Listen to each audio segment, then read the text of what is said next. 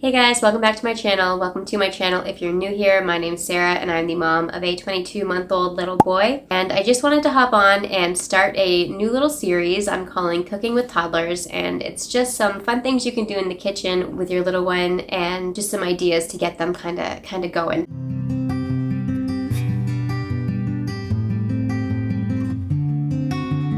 In Montessori, we call these practical life skills when we're doing things that are pretty much just everyday skills like cooking. And I've had George in the kitchen for pretty much as long as he could stand, so like 11 months or so, in his learning tower. So now that he's nearing closer to 2, he's actually gaining a couple of skills and is feeling more and more confident in the kitchen, which is a lot of fun. So this one's just a quick little recipe, and I'll just show you how I brought him through and the steps that we did and the skills that he was developing at the same time from a Montessori lens. So thanks so much for watching. Enjoy.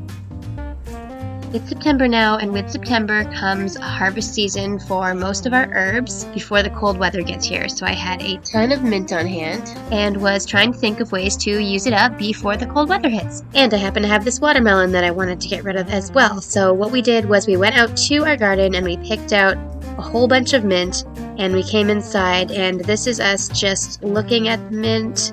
We're picking off the leaves from the stem, and I'm just teaching him about the herb mint. So taking our time, really looking at the leaves, taking them off the stem. At one point we smell the leaves. I ask him if he wants to taste it as well, and he tastes them at one point. So really just taking our time and fully being mindful in this process. And just taking the leaves off, putting them in the blender. It sounds so simple, and it really is, but he really enjoyed the activity of pulling them off and putting them in. The cow doesn't go in there. No. Just the mint. This is mint. You can taste some if you want.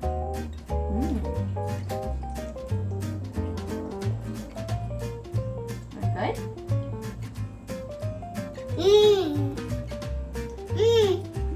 Mint.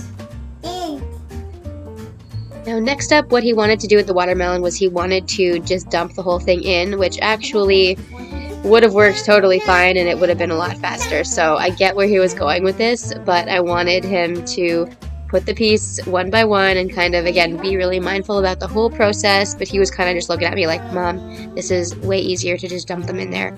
So he wanted me to actually do them one by one. He didn't want to do them himself.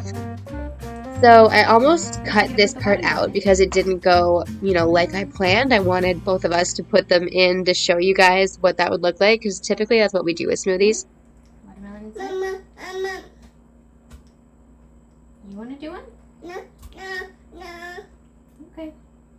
But what I decided to do was actually keep it in because, you know what, it's real. This is how cooking with toddlers goes sometimes. And he wanted me to do it, so I just, I said okay, and I kept doing it. And then at the very end, he puts like one piece in. But yeah, I just wanted to show you guys that when you are cooking with toddlers, one of the biggest things that I keep in mind is to keep my expectations super low. Like, I expect the tantrums, I expect the crying, I expect whining. But if we take our time and sort of find some beautiful moments in the middle of it, then that's what it's all about.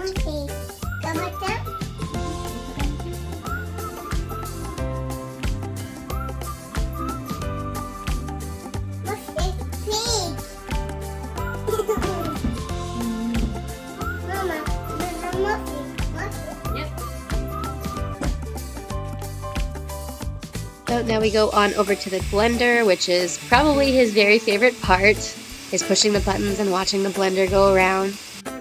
And what we're doing here is we're literally just blending watermelon and mint together. I think I put maybe about a tablespoon of water in there or two just to loosen it up a bit, and we're going to be pouring them into an ice cube tray, which is going to help develop the hand-eye coordination, and also we're working on patient skills, of course, and being gentle and slow and calm. He really likes pouring right now, so this is right on point with what he's into, which is great. Notice we're using a glass little pourer here. That's on purpose. We do have lots of glass that we use around the house with George. We have glass plates and bowls and jugs and things like that. And every once in a while one does get broken, but that's kind of the whole point. If one gets broken, then he sees that we have to be gentle and careful and respectful of our environment and our things, and that's how he's learning that lesson. So he's getting pretty comfortable with glass and ceramics and things like that now.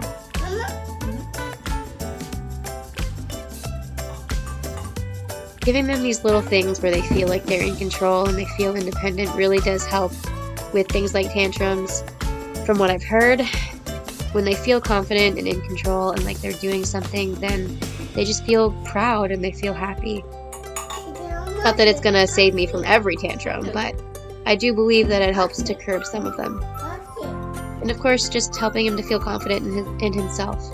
I think every kid should feel confident in themselves. So cultivating that and feeding that, I think, is really important. Thank you. I'm trying to even it out here, and that backfires on me, because of course he wants to do the same thing. And I'm like, no, you're gonna spill it. This is me and my control issues, so this is a compromise I found. And then we just put a lid on it. I thought it was good to do an ice cube tray with a lid because just to keep it safe in the freezer and nice and fresh. And they're going to turn into watermelon mint pureed ice cubes, and what we ended up doing is just popping them in some water later and just adding a little bit of flavor to our water. A nice end of summer treat. So that's it. It was a super sensory activity. We really had a lot of touching, feeling, seeing, smelling, tasting, all the stuff. And then of course the pouring with the fine motor skills and concentration and all that stuff. And then some fun with the blender and everything. And it was just some nice bonding time. It probably not going to go perfectly as you saw in mine, and that's okay. It's all part of the adventure. And when you get into some sticky situations, then it's a great opportunity to practice your gentle parenting and your patience skills. So anyways, thanks so much for watching, and I'll see you in the next video.